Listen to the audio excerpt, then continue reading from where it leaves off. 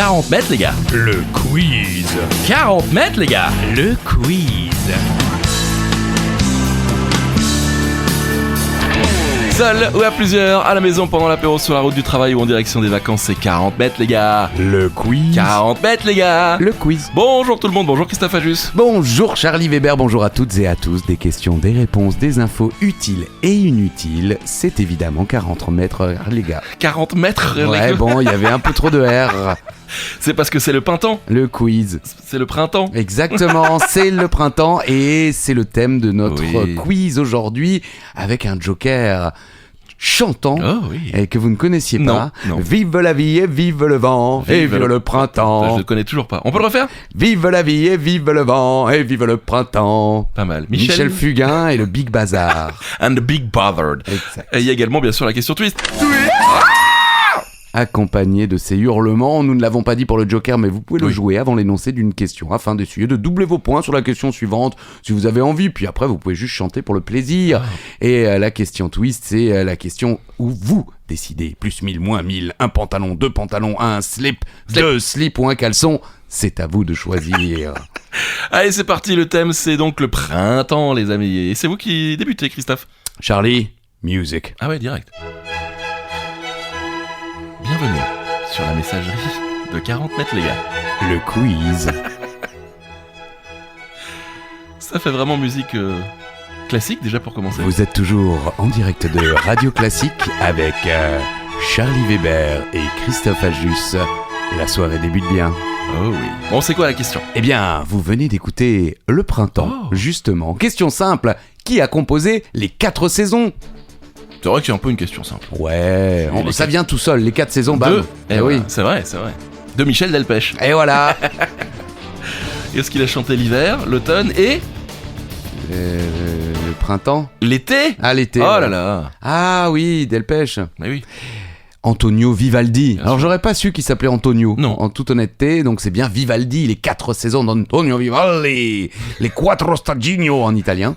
Opus 8, numéro 1 à 4, RV 269, le printemps, RV 315 l'été, RV 293 l'automne, RV 297 l'hiver. c'est pour les musiciens. Amis mélomanes Voilà. et musiciens, en effet, dites-nous ce que veut dire RV. Hervé Oui, Hervé.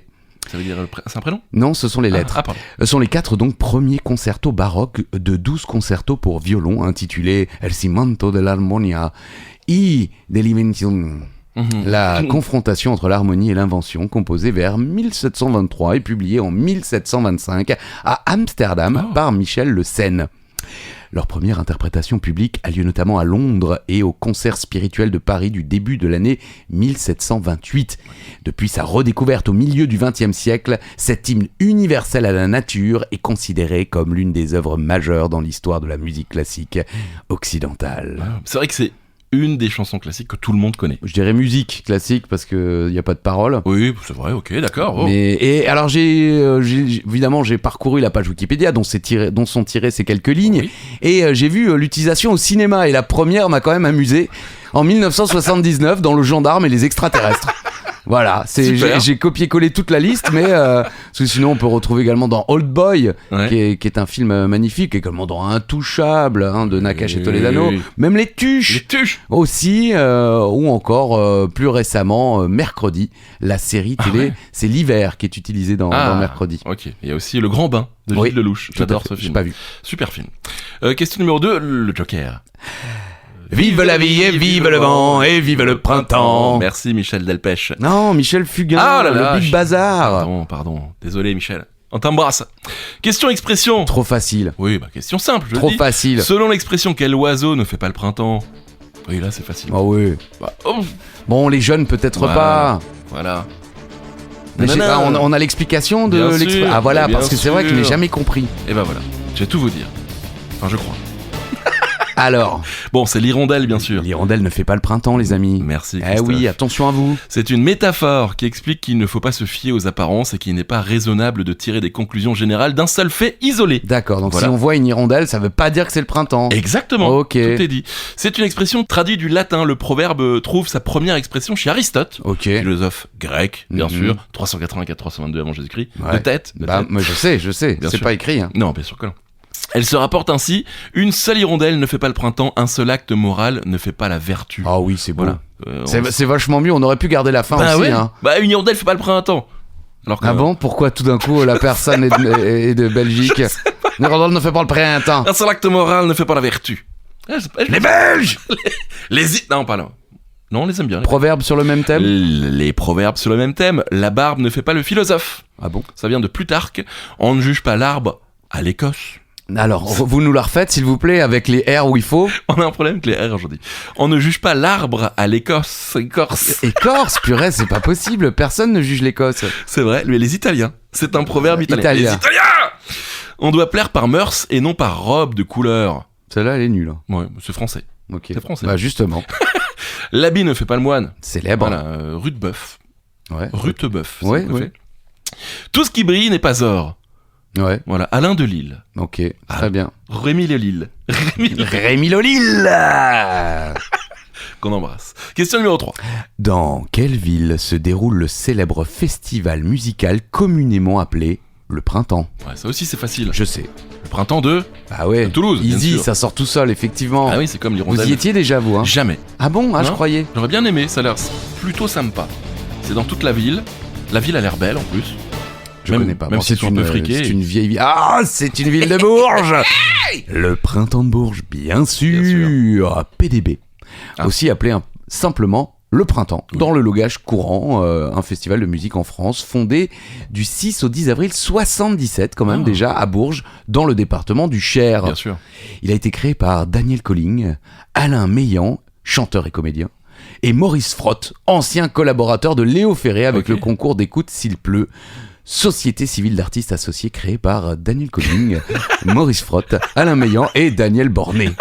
Voilà. Le festival a accueilli des artistes du monde entier et de tous les genres musicaux. Il y a eu U2 en 83 de Cure. Non, je crois U2 en 83 de Cure en 82 et Ok. même Public Enemy en 90. C'est Incroyable. dingue. C'est vrai qu'on voit plus du tout de groupe comme ça là-bas. Hein. C'est vrai? On va surtout aller chercher les nouveaux talents. à D'accord. Bourges, voilà. Ah ouais, mais Public Enemy, quoi. Je sais pas ce que ça a donné en 90 en plus. U2, incroyable. Oui, quoi. mais c'est bon, là on est dans de la grande pop. Oui, mais oui, mais Public c'est vrai que Enemy, Public c'est un Enemy. petit peu plus. C'est vrai. Underground. Voilà. C'est pas underground, mais c'est un peu plus. Merci. Voilà. Question suivante. Vive la vie et vive le vent et vive le printemps. Question football, les amis. Ouais. Et surtout question entraîneur. Yo. Son nom de famille est Printemps. Wow. P-R-I-N-T-A-N-T. Pas vraiment Printemps. mais- Motus. Oh. Il a entraîné la Côte d'Ivoire, Saint-Etienne ou encore Montpellier. Il est actuellement entraîneur adjoint à Marseille. Alors vous savez son nom de famille Printemps, mais quel est son prénom? Jamais entendu parler de ce monsieur. C'est vrai? Ah mais jamais vraiment. Hein. Ah bon? Bah ouais. Ok. Bon, si, il est connu quand même. Ah bah, je vous jure, je Ah connais bon pas du tout. Hein. Bon, bah, Après, je suis absolument pas un fan de football, donc Ah. j'y Ah, connais putain. rien. Ça du Racing. Bah oui, mais j'y connais rien quand même. Oh. Ghislain. Ouais, c'est pas Guilain? Non, c'est Ghislain Ça se- Printemps. Ok, ça se prononce Gislain. Ou alors on se trompe depuis Non, je désormais. sais pas. Il est né le 13 mai 61 à Montpellier. Cool. Bien sûr, c'est un entraîneur de football français. Après une carrière comme joueur amateur au poste de gardien de but. Ouais. Amateur. Amateur. ouais. Il devient entraîneur au Montpellier HSC, le Montpellier Héros Sporting Club, Voilà. où il s'occupe des gardiens, puis de l'équipe réserve. Il devient l'adjoint de Jean-Louis Gasset, Mhm. que vous connaissez. Jean-Louis Gasset, oui. Oui, et Qui est l'entraîneur de Marseille. Exactement, qui le suivra à l'AS Qui est vieux. Saint-Étienne. Oui. Voilà, c'est ce que je sais. Ghislain Printemps, il a quelques printemps d'ailleurs. Où il prendra sa place avant de rejoindre les Girondins de Bordeaux en tant qu'entre... Il est peintre? Non, Ah. en tant qu'entraîneur adjoint. Ouais. En mai 2002, il intègre l'encadrement technique de la sélection de Côte d'Ivoire en tant qu'adjoint du sélectionneur aux côtés de Jean-Louis Gasset. Ah ouais, d'accord. Donc Bien sûr, en fait, voilà. le mec, c'est un peu le poisson pilote de Jean-Louis Gasset. Là, Exactement. partout où il va, quoi. Exactement. Et là, pour la petite histoire, à la CAN, ils se sont fait virer lors des premiers matchs parce que les résultats étaient pas là. Et à la fin, eh bien, la Côte d'Ivoire gagne la CAN. Ok. Voilà. Donc en D'accord. fait, ils n'ont pas gagné la CAN, mais ils étaient pas loin. Ils étaient pas loin. Et depuis février 2024, il a rejoint l'OM, bien sûr, en tant qu'entraîneur adjoint. Ghislain, c'était la bonne réponse. Ghislain, Printemps. Le Joker. Vive la vie et vive le vent et vive le printemps. On pense souvent être le centre du monde, mais n'oubliez pas qu'il existe un hémisphère sud, les amis. Non. Le monde d'en bas, comme on dit aux USA. Pouvez-vous nous dire, durant quel mois, il y en a 3, se déroule le printemps là-bas? Ah ouais, Ah oui, c'est vrai ça. ah oui. C'est un peu... à l'inverse. Bah, et oui, c'est ça, c'est un peu à l'inverse. Mais on pense souvent à l'été et l'hiver. Ouais, c'est vrai. Hein, c'est vrai, on c'est se vrai. dit, voilà, boum. Alors, un indice, par exemple, c'est pas janvier, mais on se dit, tiens, janvier, c'est l'été en Australie. Ah, Eh bien, en l'occurrence, pour le printemps, c'est septembre, octobre, novembre. ok. L'hémisphère sud terrestre est essentiellement marin. On Ah ne le oui. savait pas, ça. Eh oui, les gars. Les terres émergées, 50 millions de kilomètres carrés, ne représentent que 20% de sa surface et le tiers des terres émergées terrestres. Ok. Entre 50 et 65 degrés de latitude sud, il n'y a quasiment pas de terre émergée, ce qui n'est pas le cas de l'hémisphère nord. Le point culminant de cet hémisphère est L'Acongawa. Ah oui, l'anaconda. Non, Non. pas du tout. Je me suis dit, mais qu'est-ce qui vient foutre là? L'Aconga. Non, l'Aconcaga. En Argentine. Plus haut sommet de la Cordillère des Andes, avec 6962 mètres, et situé à 150 km au nord-est de la capitale chilienne Santiago de Chili. Si. L'Antarctique est le seul continent sans population indigène et, avec sa glace, environ 70% des réserves d'eau douce disponibles planétaires. Bon, voilà. Je voulais... le reste, on s'en fout un peu, mais quand même, ce qui est intéressant, le portugais. Il est la langue la plus parlée dans l'hémisphère sud, Ok. devant le malais indonésien et l'anglais. Ok. Mais le portugais est donc la première langue de l'hémisphère sud. C'est parce qu'ils ont découvert toutes ces belles contrées à l'époque, les Portugais. Oui, Je pense, non? oui, j'imagine, oui. Certainement, ça doit être ça. Merci. Allez, le Joker! Vive la vie, vive le vent, et vive le plein temps. J'ai dit le plein temps. Le plein temps. Ouais, le travail à plein temps, moi. Allons-y. Capitaliste! Il est chaud. Ouais, je suis chaud. Une semaine à Londres et on ne le retient Et plus. voilà, hein. la thune! C'est très cher, Londres. Un petit clin d'œil. Selon la À mythe... qui? Ah, je sais pas. À votre banquier. Oui, si tu m'écoutes, Michel. Je connais absolument pas son prénom en plus. Selon la mythologie grecque... Attention. hein, je crois Ouais, qu'on a j'ai jamais, vu on n'a jamais eu une question comme ça. C'est vrai? Donc, selon la mythologie grecque, quelle déesse, lorsqu'elle retourne auprès de sa mère Déméter, coïncide avec le retour du printemps? Pas facile. En gros, quelle déesse grecque représente un petit peu le retour du printemps? C'est très chaud. C'est très chaud. Oui, à moins vraiment d'être un spécialiste Oui. des dieux et déesses, des mythes anciens. Mais alors, je n'en ai jamais entendu parler. Ah ouais, c'est vrai? Ah non. Ok, bon, si vous avez la réponse, bravo. On ne vous enverra pas de Ah oui, chocolat. j'espère que vous avez joué votre Joker. C'est Perséphone. Ok. Vous avez jamais entendu parler de Non. Perséphone? Pas du tout. La déesse Perséphone dans la mythologie grecque, fille de Zeus et Déméter, elle est la personnification des saisons. Déméter étant la déesse de la terre, de l'agriculture et des moissons, Perséphone est aussi appelée parfois Corée ou Cora. Ah, Cora Mundolsheim. C'est bon, c'est un peu pour ça que j'ai choisi cette question, Cool. qui signifie la jeune fille. Donc quand vous Ah. allez au Cora, vous allez... Je vais chez la jeune fille. voilà. Son mythe raconte comment la jeune fille s'est retrouvée condamnée entre les enfers et la terre, entre son mari Hadès, dieu des enfers, et sa mère Déméter, donc qui est la déesse de la terre, de l'agriculture et des moissons. Les 6 mois de l'année où Perséphone est auprès de son mari donnent lieu à une terrible tristesse sur la terre, Oh. correspondant à l'hiver. Mmh. Voilà. Lorsque le séjour de Perséphone aux enfers s'achève et qu'elle retrouve sa mère, la joie de Déméter fait fleurir la végétation de la terre, provoquant ainsi le printemps. C'est beau, Ok, non? Ah oui, c'est beau. je pense Perséphone, donc. Eh oui. Déesse du printemps, en quelque sorte. Oui, ou fin des saisons, mais voilà, quand elle retrouve sa mère, ça fleurit. Quand elle Ah n'est oui, pas avec oui, sa mère, c'est elle ça. pleure, et c'est-à-dire qu'il fait froid et que les gens sont tristes et que c'est l'hiver. J'aime bien, je D'accord. trouve ça beau, je trouve ça beau. On y va? Bon, du printemps à l'été, il n'y a qu'un pas. Alors pardonnez-moi si nous ne sommes pas tout à fait dans le thème, mais c'est une question cinéma. Bon, ça va alors. Quel film d'horreur suédo-américain a pour thème le solstice d'été et ses célébrations un peu bizarres en Suède? J'ai jamais osé le regarder. Il est génial. Ah ouais, non, vraiment? Oui, vraiment, il est sympa, oui. Bah, j'ai un pote qui allait le voir au cinéma, il a été mais perturbé pendant plusieurs jours. hein. Ah, il faut dire que c'est bien fait. Ah ouais? Effectivement, c'est pas terrifiant, Ouais. mais c'est bien Dérangeant. filmé. Midsommar, bien sûr. Ouais. Bah, en fait, au début, je croyais que c'était sur le printemps, et puis en fait, Midsommar, ça veut dire solstice d'été. Donc c'est pour ça que j'ai dû un petit peu tourner autour du truc. Et oui, et Midsommar veut dire solstice d'été en suédois, ou Midsommar, solstice d'été au Québec. Ah voilà, C'est eux un font la film, traduction. voilà, c'est un film d'horreur psychologique suédo-américain écrit et réalisé par Ari Aster, sorti en 2019. Ok. Et bon, j'ai pas eu envie de résumer parce que on s'attend pas forcément. Moi, je Ouais. l'avais vu sans savoir. Ah ouais. Je l'avais vu, pardon, sans savoir ce qui allait se passer, donc on est surpris. Mhm. Donc j'avais pas envie de raconter plus l'histoire, D'accord, si ce n'est ok. qu'effectivement, ce sont des Des étudiants américains qui vont rejoindre la famille d'un de leurs potes Mhm. pour participer aux festivités pour le solstice d'été. Puis ensuite, ça part un peu en couille, évidemment. Excusez-moi l'expression. Oui. Aux États-Unis, il rapporte finalement 27,4 millions de dollars. Le 10 juillet 2019 en Suède, 591 751 Chiffre. dollars. Et en France, seulement 121 390 spectateurs. Oh. C'est vraiment peu. C'est vrai. Et mondialement, il a rapporté 42 millions de dollars. C'est plutôt quand même un succès. Oh, quand même. Et je pense qu'il a eu une seconde vie grâce au visionnage comme moi, c'est-à-dire sur les Netflix, plateformes. non ou Prime, je crois qu'il est dispo quelque Moi, part. c'était MyCanal, mais Ouais, voilà. Et voilà, ça la raconte. La J'ai thune. MyCanal, ouais. Allez. C'est la question twist. Vous devez hurler d'abord. Oui. Allez-y. Attendez, on le remet. Et ensuite, vous décidez. Si vous êtes tout seul, vous faites comme vous le sentez. Buvez un petit coup à notre santé, justement. Santé. Ou alors, eh bien, vous rajoutez une petite stipulation. On change de pantalon, on change d'épouse. Je reste vraiment, ça fait je ne sais combien d'épisodes et c'est toujours les mêmes. C'est vrai. On change de pantalon, on change d'épouse. Pardon, on peut changer de mari aussi. Mais c'est vrai que notre taux d'écoute est très masculin. C'est vrai. Allez, après la Suède, direction les États-Unis et le Canada. Waouh. C'est bien fait quand même. Pour un tout autre style de fête, les fameux congés de printemps. Vous pouvez le faire avec l'accent canadien ? Un mot de sang, congé de printemps. Merci. Vacances durant lesquelles on fait beaucoup la fête, bien sûr. Mais comment appelle-t-on ces congés en anglais ? Pour Ouais. Pour les étudiants. C'est ça, on pense quand même plus souvent aux étudiants. Voilà. Mais bon, c'est connu. Ah bah oui. Oui, pour, oui. On a tous rêvé d'y aller faire la fête là-bas.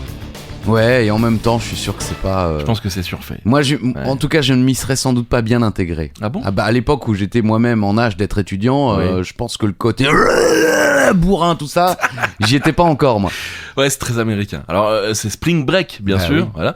Et le congé de printemps tire son origine d'un entraînement de natation D'accord. organisé en 1936 à la piscine casino de Fort Lauderdale par un entraîneur de natation de l'université de Colgate.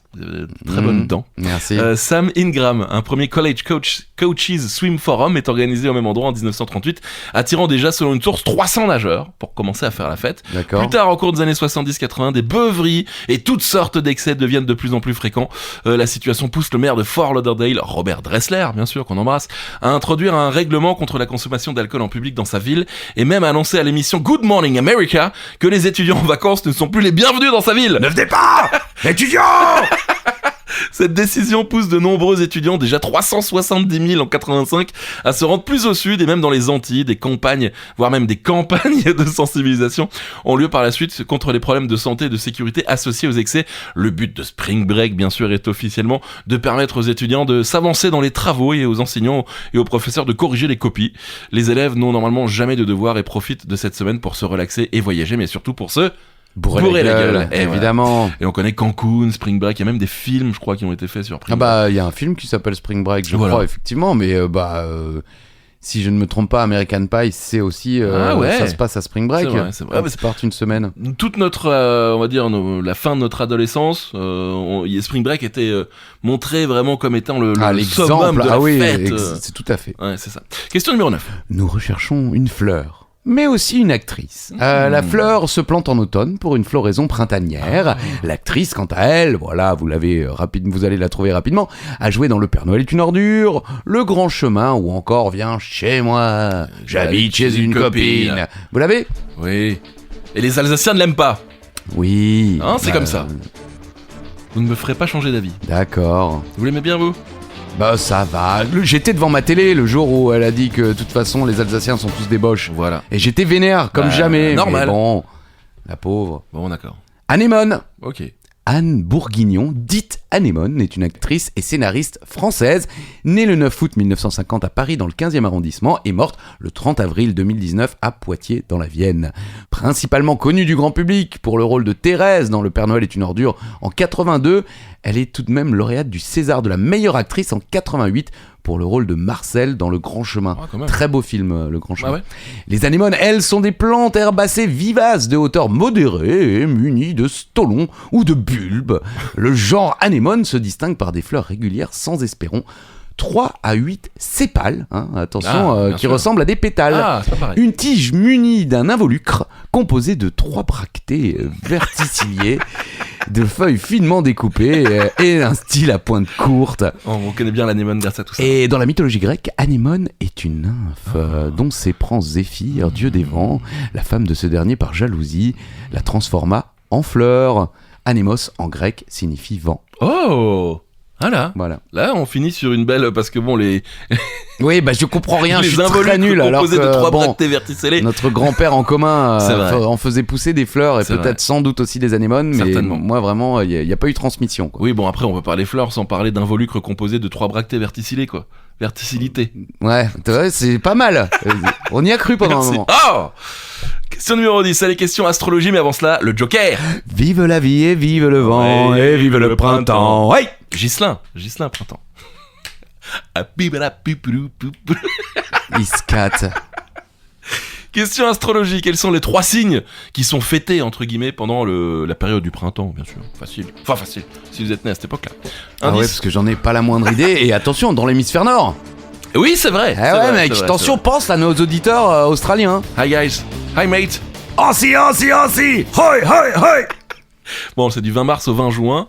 Allez, 1 point par bonne réponse. 1 point par bonne réponse. Je le refais encore une fois. Allez. 1 point par bonne réponse. Génial. Et t'es bien, hein, celui-là. Oui. Donc, Bélier, Ouais. Taureau Ouais. et Gémeaux. D'accord. Bélier, c'est du 21 mars au 20 avril. Taureau, c'est du 21 avril au 20 mai. Gémeaux, c'est du 21 mai au 21 juin. Ok. Voilà. Les 3 signes de printemps se caractérisent par leur faculté d'ouverture, de présence et leur dynamisme expansif. Ok. Revers de la médaille, ils rendent difficiles ou problématiques les attitudes de fermeture, les réflexes permettant de s'absenter et le déploiement des facultés de rétractation, voire de rétraction et de concentration. Rien compris à tout ça. Ouais. J'ai les points forts et les points faibles Non, de ces ça a l'air long et interminable. À foutre. Allez, question numéro 11. On a évoqué le solstice d'été tout à l'heure. Parlons de l'équinoxe du printemps, maintenant. Oui. C'est quel jour, en fait? Ah oui. Eh oui. J'ai failli donner la réponse avant. Ben, moi, j'aurais donné la réponse qui est fausse. Ah ouais? Ah oui, parce que... Non, mais pas on de- rajoute un... Actuellement, on rajoute un petit... Oui, on rajoute un jour. Un jour, voilà. Calmos, là. Purée, j'ai l'impression qu'il a 15 pintes, déjà. Pardon pour... Ça n'était pas la question twist. Et si vous écoutez avec un casque, on vous Désolé. présente nos plus plates excuses. Et Charlie Weber s'engage à rembourser vos frais d'ORL. C'est le 20 mars. Bah oui. Le printemps est officiellement commencé depuis le 20 mars et non le 21, comme beaucoup le pensent encore. C'est ça. Mais alors, pourquoi cette date oui, du Michel. début des beaux jours change-t-elle? En réalité, il faut savoir que le printemps débute le 20 mars depuis 2008 seulement. Oh. Et ce n'est pas prêt de changer puisqu'il devrait être ainsi au moins jusqu'en 2100. D'ailleurs, l'explication est simple, le 20 mars coïncide avec l'équinoxe de printemps où le jour et la nuit sont parfaitement identiques. Le soleil est alors aligné parfaitement sur l'équateur. Ah, oui, j'ai vu ça, quoi. Si on est à l'équateur, le 20 mai, pile sur l'équateur, il n'y a pas d'ombre. Alors, ça serait plutôt le 20 mars ou alors, Oui. je sais pas, il y a une autre date qu'on n'a pas... Vous voyez, bon, c'était en mars, quoi. Voilà, donc si on est sur l'équateur, pile à ce moment-là, il n'y a pas d'ombre. C'est-à-dire que le soleil est vraiment pile au-dessus de vous. Ok, Voilà. très bien. J'aurais pu bien. en faire une question, mais non, je ne l'ai pas fait. Donc, le 20 mars, l'équinoxe de printemps. Question météo. Ah, Je sais que vous aimez bien après l'échelle de Beaufort, bien sûr. Celle qui... le fromage, oui, on voilà, sait. voilà. Selon une expression française, durant quel mois du printemps pouvons-nous avoir la chance de voir des giboulées? Oui, mais là, tous les vieux savent. Bah, les vieux. Les vieux, ah, ça y est. Alors, tu as pris les boulettes. Ah si. Pardon. C'est vrai que je suis en forme ce matin. Terriblement. Je suis réveillé depuis tôt, j'ai fait plein de choses, j'ai rangé, j'ai... Ça non. ne se voit pas Oh, du tout. arrêtez, c'est propre. Non, ce n'est pas propre. Alors oui, Mars, bien sûr, les giboulées de Mars. Bah oui. Alors, c'est une giboulée, on dit pas un giboulé. Ah, moi j'aurais dit un aussi. Bah oui, parce que en fait, c'est considéré comme une averse. Comme une grosse averse, une giboulée. Ok, Voilà. voilà quelque chose d'intéressant Bah, dans quand cet même, épisode. bien sûr. Généralement très courte. Une giboulée, bien sûr, accompagnée de grêle et d'un vent très fort. Ces intempéries se forment lorsqu'il y a un écart important entre les températures près du sol et celles en altitude. On remarque l'apparition de giboulées quand les températures changent rapidement, parfois d'un jour à l'autre. Ces averses n'apparaissent pas uniquement entre le 1er et le 31 mars. C'est un phénomène qui marque la fin de l'hiver et le début du printemps. Donc les giboulées peuvent encore tomber au mois d'avril et au mois de mai tant qu'il y a d'importants écarts entre les températures. Voilà. Merci. Bah, avec plaisir. Vous aimez les asperges? Oui. Ah, en Alsace notamment, cette plante est très populaire. Pourtant, la France est loin d'être la principale productrice au monde. Ah bon? Alors, à votre avis, de quel pays s'agit-il? Je pensais que c'était nous, ça. Ah bah, mais de loin, pas du tout, mec. Oh là là. Je crois Ah, que moi aussi, je pensais qu'on serait bien Bah, classé en fait, non. parce que bah, ça fait partie un peu de notre culture, surtout en Alsace. Oui, Hein. On salue tous nos auditeurs de Heurt, Oui. notamment, avec ce sol sablonneux qui Ça, fait pousser les asperges. Et en fait, c'est la Chine. Ah bah super. Mais alors de loin, de ouf. Quoi ? Le principal producteur d'asperges est donc la Chine, avec près de 90% de la production mondiale, Non. le mec. Non. 90% Non. mondial, soit plus de 7 millions de tonnes. L'Europe produit en moyenne, entre 2014 et 2016, les derniers chiffres, 289 000 tonnes. D'accord. Et encore en Europe, on n'est pas les premiers, parce que le attendez. principal producteur en Europe, c'est l'Allemagne, Super. suivi de l'Espagne et de l'Italie. Ah là là. Et nous, on fait environ 58 tonnes d'asperges en 88. Bon, C'était il y a un petit je sais moment. pas pourquoi. Ah si, oui. Et plus que 23 en 2001. Ah bah super. Et ceci est dû en partie à ce que la région de production principale, Roussillon, qui représentait 40% de la production du pays, avait été frappée par une très importante épidémie de fusariose. Et ouais, oui. Oui, Et bon, ça, à ouais, mon ça avis, va. c'est peut-être un coup des Des Italiens. Chinois. Mais non. C'est chinois. Mais d'où elle est sortie cette épidémie? Ah, voilà, Et encore voilà. et encore Le un complot, marché, le voilà. complot. Alors la moyenne enregistrée entre 2015 et 2017 est de 19 747 tonnes pour la France. Donc c'est pas rien ouf, hein. du tout. C'est dingue. Et en fait, les mêmes motifs ont eu lieu avec les mêmes effets sur la production espagnole.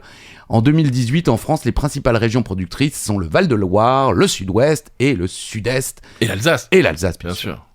Alors, dans son usage argotique, le Oui. mot asperge désigne plus spécialement le pénis. Oui. Autre métaphore d'après la forme. En particulier dans la locution « aller aux asperges Ah bon ». Ça veut dire se livrer à la prostitution, attesté chez Auguste le Breton dès 1960.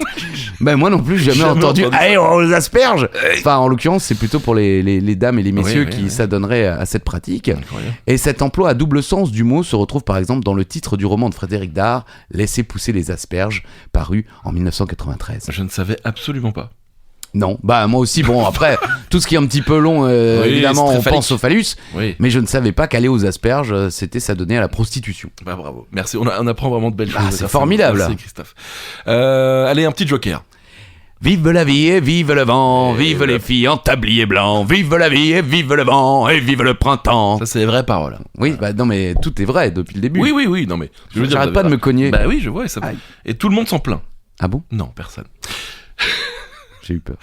Le printemps, c'est le retour des fleurs, bien sûr. C'est beau, c'est magnifique, et puis c'est surtout très apprécié par les abeilles. Ah, je pensais que c'était le moment où vous alliez nous parler de vos allergies. Non, bah, j'ai hésité à parler pollen, et j'ai dit non.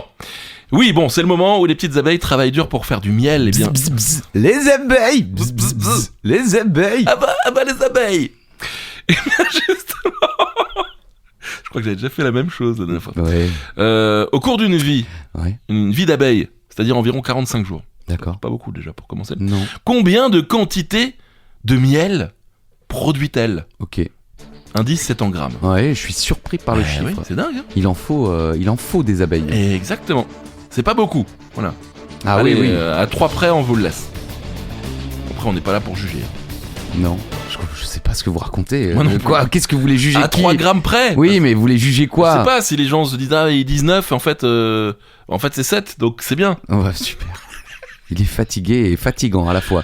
Alors, 7 grammes de miel. 7 grammes de miel par abeille. C'est peu. Hein. C'est dingue. Hein. Ah oui. C'est-à-dire 1,8, enfin 1/8, si vous préférez, c'est mieux, d'une cuillère à café. C'est-à-dire Ok. c'est rien du tout. Bah oui, c'est vraiment nada quoi. Donc si on fait un compte rapide, l'abeille serait capable d'atteindre les 1 kg de miel en 140 ans Purée. environ. Voilà, Ah oui. ça, c'est pour le petit Non, plaisir. mais c'est intéressant Bah oui. effectivement de mettre dans le contexte. Bah oui, on voit une petite abeille, on dit, ah, elle fait du miel, bah elle fait pas beaucoup de miel. Ouais. Voilà. Donc pour produire 1 kg de miel, il faudrait au minimum 6000 abeilles dans une ruche. Ces 6000 individus devront buter à peu près 800 000 fleurs, je dirais plutôt butiner, mais bon. Oui, vous avez 800. sans doute oublié. Ouais. Oui, peut-être que c'est comme ça que ça se dit. Peut-être. Mm. 800 000 fleurs en fonction de la qualité et de la quantité des pollens. Les pollens! Chaque abeille devra alors énormément travailler. La colonie aura à parcourir près de 40 000 km de distance au total, ce qui fait à peu près la moitié de la distance entre la Terre et la Lune, et ça fait le tour complet de la planète. Les abeilles butineuses sont à peu près capables de transporter une qualité de nectar égale à leur propre poids, c'est-à-dire près de 75 mg par voyage. Donc c'est normal qu'en 45 jours, ça fait Ah oui. 7 grammes. Une ruche même, plutôt qu'une ruche, regroupe plusieurs milliers de colonies d'abeilles. En été et au printemps, elles peuvent atteindre ces colonies 40 000 à 70 000 individus, un chiffre qui baissera jusqu'à 20 000 individus en hiver. On supposera alors qu'une ruche sera capable de produire environ 25 kg de miel par an. Ah oui. Voilà, comme ça vous avez les chiffres, et quand vous voyez passer une petite abeille, et ben comme ça vous allez les laisser tranquilles pour avoir du miel. Bah oui, moi je laisse Bah, bien tranquille sûr. les abeilles. Faut les laisser tranquilles, hein. Une marmotte qui annonce le printemps, ça vous dit quelque chose? Bien sûr. Évidemment, c'est une référence à Un jour sans fin, mais aussi surtout un événement annuel qui se déroule en Pennsylvanie. Il existe vraiment cet événement. C'est dingue. On va voir les vrais spécialistes du film. Comment s'appelle la marmotte? Franchement, c'est chaud. C'est vrai? Je l'ai vu il y a pas longtemps, je me souvenais plus de la... Et c'est une star, hein, à tel point d'ailleurs que en Pennsylvanie, Ouais. comment on appelle ça? Un jour congé? Non, mais il y a un bingo de tout l'État de Pennsylvanie et Ouais. c'est une marmotte qui représente ce bingo Ah et ouais. elle a un autre prénom, mais elle est surnommée la deuxième marmotte la plus célèbre de Pennsylvanie. Génial. Parce que la marmotte en question, qui existe vraiment, c'est Phil. Oui. Et son nom complet, c'est Punxsutawney Phil. Oh. Est une marmotte de Punxsutawney Ok. en Pennsylvanie aux États-Unis, qui le 2 février est la figure centrale de la célébration annuelle du jour de la marmotte dans ce borough de Pennsylvanie. Phil a reçu son nom pour la première fois en 1961. Il était auparavant appelé Burr Groundhog ou The Punxsutawney Groundhog. Ok. Ouais, parce que Punxsutawney, à mon avis, pour le nom de ce borough de Pennsylvanie. Les origines du nom ne sont pas claires, hein, mais les spéculations suggèrent qu'après avoir été baptisé Phil, en référence au roi Philippe, il pourrait avoir été indirectement nommé d'après le prince Philippe, duc d'Édimbourg, bien que des rois Philippe aient été nombreux. Alors Phil et le bureau de Punxsutawney ont été représentés dans le film Un jour sans fin en 93. La ville utilisée, ça je l'ai noté parce que c'est quand même amusant, pour représenter Punxsutawney, putain j'aurais quand même pu m'économiser dans le film, en fait c'est Woodstock dans l'Illinois. Le vrai Woodstock? Je crois pas que Woodstock était dans l'Illinois pour le festival de musique, ça me semblait être plus dans le... Quoique l'Illinois c'est quand même plutôt dans l'Est, mais enfin bon. On n'aura pas la réponse. Oh. Non. Punxsutawney. Voilà. Vas-y, refaites-le. Punxsutawney. C'est pas facile, hein. C'est pas facile. Donc, Phil, et allez voir ce film si vous ne l'avez pas vu. Oui. Oh, quand même. Très bien, Allez le voir maintenant parce qu'il y a la question suivante qui arrive. Ça, allez-y. J'aime beaucoup Un jour sans fin, alors j'avais envie de poser une autre question sur ce film. Qui interprète I Got You Babe, la chanson qui réveille le héros tous les matins?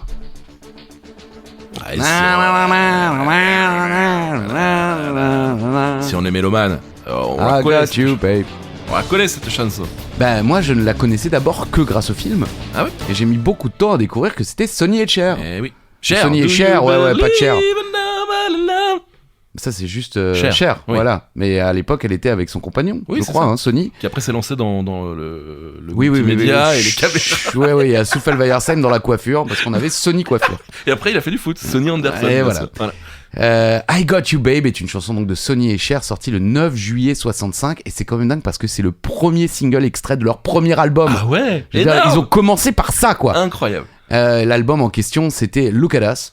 Elle connaît un grand succès des deux côtés de l'Atlantique, se classant en tête des ventes aux États-Unis comme au Royaume-Uni. Direct quoi. Elle a été depuis reprise dans de nombreuses bandes originales, dont Un jour sans fin bien sûr de Harold Ramis, qui l'a remise à la mode. Dans ce film, le personnage principal se réveille inexorablement tous les matins avec cette chanson qui passe à la radio. En 85, une reprise de I Got You Babe par le groupe britannique reggae pop UB40 avec la chanteuse américaine Chrissy Hynde rencontre également le succès, se classant à la première place du UK Single Chart et atteignant la 28e place du Billboard Hot 100 aux États-Unis et la 29e place du Top 50 en France. Est-ce que vous avez les musiques? Bien sûr. J'en ai proposé deux versions. Version originale. J'ai mis le refrain. Ah ouais. I got you, babe. Et une reprise française. Oh. Michel Delpech. Je t'aime trop toi. On reconnaît direct, hein, c'est Claude François. Ah oui. Et habituellement, ce que je fais, c'est que je mets les deux en même Allez. temps.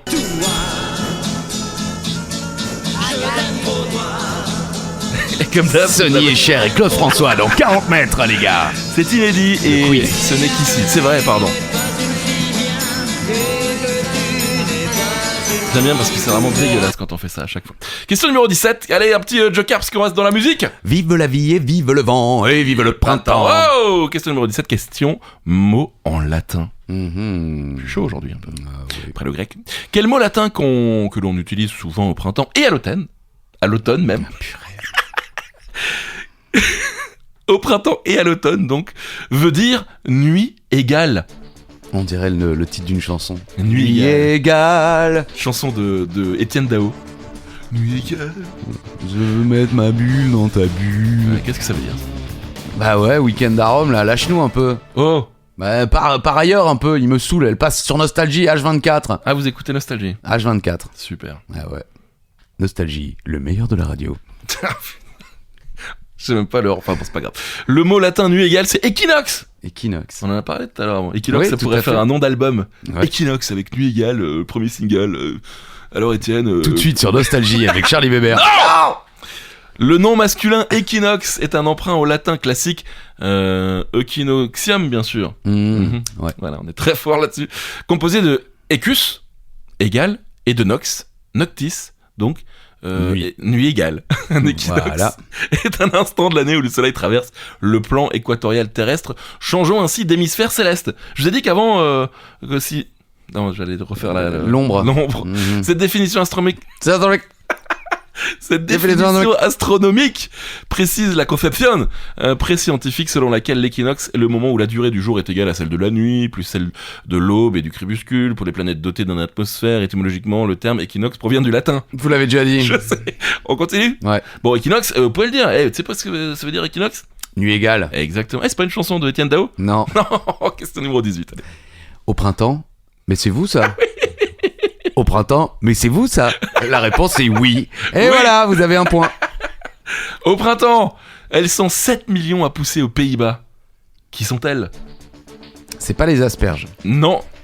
Je pensais vraiment qu'on était balèze en absence. Mais on est absolument pas balèze. On est nul quoi. Mais non, mais en fait, il faut se rendre à l'évidence. Hein. Tout désormais est chinois. Hein. Les voitures électriques, les asperges et peut-être même les tulipes. Eh oui, puisque c'est la bonne réponse. Au printemps, elles sont 7 millions à pousser aux Pays-Bas. Les tulipes. Mais pour l'instant, je crois que c'est les Pays-Bas qui restent. Oh, je suis pas sûr. Vous avez pas cherché. Bah ouais, on sait jamais. Alors pourquoi autant de tulipes aux Pays-Bas, bien sûr ? Ça, oui, ça, on a envie de savoir. Eh bien, dans le courant du XVIe siècle, Charles de l'Écluse, s'il vous plaît, il avait introduit cette fleur originaire d'Orient. Et voilà, bam. Et voilà. Bon, faut quoi que l'Orient, c'est pas forcément la Chine. Mais allez-y. C'est en Bretagne, l'Orient. Oh purée. Pardon. Pardon. L'histoire d'amour a germé. Par rapport Oui, mais c'est pas de vous, alors Non, faites c'est pas pas le de moi. malin, Oh, vous avez je- copié-collé. C'est vrai. L'histoire d'amour a germé immédiatement. Les Hollandais, toutes classes sociales confondues, tombent en admiration devant les couleurs vives de cette fleur.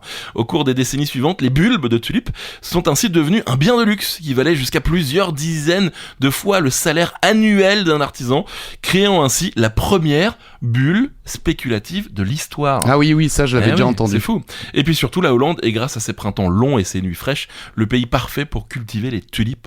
Le sol dans les polders est constamment drainé. Cela crée des conditions idéales pour les bulbes de tulipes qui aiment le sol bien drainé mais humide. Voilà. Comme ça, vous savez tout. Vous me regardez avec un petit sourire. Bah oui, parce que bon, tout de suite vous rendez ça sale. Ah non, mais c'est vous qui rendez ça sale. Très bien. Ok. Bah, c'est encore moi. Oui, c'est dingue. Et où sont mes questions? Elles sont déjà passées, même moi, j'ai... Ouais, bon, c'est comme ça. Question numéro 19, un petit joker, allez. Vive la vie et vive le vent et vive le printemps. J'aime bien ce petit silence avant à chaque fois. Merde, c'est quoi ce joker? C'est quoi ce Non, joker? je Ah prends ça mon va. souffle, Pardon. j'interprète. Oh, c'est bien, bravo. Allez. Bravo. Le Crocus sativus, vous connaissez? Non. Très bien. Eh bien, c'est une plante qui pousse au printemps. Eh bien, sachez que cette fleur produit une épice qui est, elle, récoltée à l'automne. Voilà. Ah bon, ok. Épice que vous connaissez forcément et qui, à la vente, est un peu chère. Quelle C'est est vrai cette épice? C'est Ah oui. cher. Ah oui. Je Extrêmement. n'utilise pas, je sais même pas ce que c'est. Oh, c'est vrai, vous connaissez quand même. Je connais le nom, mais Oui. j'avoue, on me le met devant moi, je ne saurais pas reconnaître. Ouais, des fois, quand on demande un riz au... Ah, au soufre. Ouais, exactement. Et ben, ne le prenez pas. Ne prenez pas plus le riz au soufre, mais prenez plutôt le riz au safran. D'accord, Bien oui, sûr. c'est vrai, j'aurais pas pensé au riz au safran. Le safran est un produit agricole classé dans la famille des épices. Il est obtenu par la culture du Crocus sativus, Mhm, qui est bien sûr un iridacé. bien sûr. Ah, bien sûr. Oui. Et par prélèvement et déshydratation des pistils rouges, extrémité distale des carpels de la plante, bien Ah, sûr. vous êtes chaud. Bien sûr, dont la longueur varie généralement entre 2,5 et 3,2 cm. Bien sûr. Est-ce que vous avez une idée du prix du safran au kilo? Non. Eh ben, pourtant c'est écrit. Oui. Mais merci de bien le jouer comme ça. Mais- Eh bien, c'est entre 35 et 45 000 euros le kilo. Oui, mais on en fout rarement un kilo. Non, bah non, c'est surtout récolté vraiment. Il y a 1 gramme ou 2 grammes par plante, Ok. par plante même, Très bien. coûtant plus cher que l'or. Hi. Ah oui, le pistil de safran est de loin l'épice la plus chère du monde, chaque stigmate étant un trésor nécessitant un travail long et fastidieux. Waouh. Voilà. C'est la dernière question. La question 20. En effet, et on se quitte en musique. Je suis content, c'est le printemps. Aujourd'hui feuille, j'ai rien à faire. Quelle aubaine turlutaine, je marche le nez en l'air, je suis content. Eh ouais. C'est vrai, ça. Qui interprète ce titre? Pour être franc, c'est donc un chanteur pour enfants. Je n'ai jamais écouté de... Non, moi non Ah, plus. ouais. Mais je reconnais la voix. Oui, bien sûr. J'aurais direct reconnu la voix, mais c'est vrai que je suis passé totalement à côté de ce monsieur. C'est pas la première fois qu'on le dit. C'est vrai, C'est Henri Dess. bien sûr. Presque 8 millions de vues quand même pour cette chanson sur YouTube. Henri Dess, écoutez.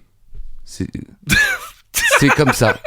Et de son vrai nom, Henri Destraz. Ah. Né le 14 décembre 1940 à Renance, dans le canton de Vaud. Ah, bien sûr. Je ne sais pas En comment Suisse. ça se prononce. Si, c'est oui, Vaud. Ouais, oui, c'est non, Vaud, oui, mais c'est Oui. plutôt Renance que Ah. je ne savais pas. Ah, peut-être. Est un auteur, compositeur, interprète suisse francophone, principalement connu pour son répertoire pour enfants. Il reçoit de nombreuses récompenses, dont 3 victoires de la musique quand même. Oh. En 95 pour L'évasion de Tony, en 97 pour Far West et en 2001 pour Du Soleil. Entre la France et la Suisse, une trentaine d'écoles, crèches, centres de loisirs et salles de musique portent son nom. Incroyable. Eh ouais, c'est une Magnifique. resta. Et depuis, il a fait Henri Death Metal. Et c'est vrai, hein, c'est pas une vanne. Ah bon, ok. Non, non, j'ai vu votre souffle Bah ouais, arriver. non, mais... Le jugement était là, il était prêt. Mais non, mais c'est vrai. D'accord, ok. Il a vraiment refait ses titres, je crois, comme Bernard Minet d'ailleurs. Ah oui Ouais, ouais, où Ok. ils font des Ok. Henri Death Metal. Très bien, bravo à Je lui. trouve que c'est beau, quoi. Eh oui, oui, mais il a l'air plein de vie. Hein. En plus, non, mais je dis ça sans blague aucune, mais en ayant lu son Wikipédia, il avait, il y a quelques années de ça, dû arrêter une tournée Ah, ok. parce qu'il était au plus mal et finalement, il est revenu en force et maintenant, il retourne dans toute la francophonie. Ok, classe. Monsieur Henri Dess, pour les enfants, c'est toujours parfait. Et nous n'avons pas grandi avec ça. Donc Non, notre pas du enfance, tout. c'était. Désolé, Henri. Ouais, désolé. On est déjà à la fin. Ouais. En petit clin d'œil à Tony Ferreira, Bravo, Tony. qui a trouvé la bonne réponse. C'était bien sûr. Eh ben, alors, pas du tout. Il a pas du tout donné la bonne réponse, mais il a donné un bon commentaire. Il a écrit Les Italiens. Ok, ah, vous le d'ailleurs, maintenant, ça y est. Maintenant, il n'y a même plus de questions-réponses. Pour peu que le mec flatte un petit peu votre haine Non, d'un non, pays non. allié, pourtant. On les adore, on les adore. Non, en fait, c'est Sylvain qui repart. Alors, Tony Ferreira, lui, il a le droit à tout son nom, son pédigré, tout ça, et Sylvain, on ne sait pas. Sylvain FT. Voilà. Sylvain Feillot. Ah, bravo, Sylvain Feillot. Qui Peut-être le repart frère d'Alexandre. donc avec un cadeau qu'il n'aura certainement jamais. Jamais. Qui est la réponse. Quelle était la capitale de la Suisse? Berne. Et ben en fait, je me suis encore trompé. Putain, c'est pas possible. Mais bon, la vanne est bonne. Il a écrit c'est Stéphane Bern. Ok. On la valide. Bon, on la valide, voilà. On la valide. On a bien bossé encore une fois. Donc bravo à Sylvain Feillot, vous ne recevrez jamais de cadeau bien sûr. La question bonus, elle n'est pas écrite, Non. mais je l'ai en tête. Ok. Quelle est la saison qui suit le printemps? Non, mais Oui. vous êtes un saligo. Quoi? C'est trop ok. facile? Bah non, personne ne saura, évidemment. Bon, ben alors, puisque c'est évidemment trop facile, hein, Oui. n'hésitez pas à essayer de trouver des jeux de mots qui Voilà. feront plaisir à Charlie ou effectivement d'insulter un pays qu'il n'aime pas et pourtant dans lequel il passe quasiment toutes ses vacances. Ben oui, je vais toujours en Italie. Bah je sais bien, c'est Ouais. pour ça que j'ai du mal à comprendre, mais enfin bon. Bon, quelle est la saison qui suit le printemps? Avant l'automne, si vous préférez. Oui, Entre le printemps Ouais, et ouais, l'automne. ouais, allez, c'est bon. Désolé, Merci à tous. Vous avez reçu pour 40 mètres, les gars. le quiz. 40 mètres, les gars. Le quiz. Et on se retrouve vendredi pour 15 minutes, les gars. Le quiz. Merci, Christophe. Bon, j'ai envie de dire de rien pour le coup. Hein. Mais bisous quand même. Bisous.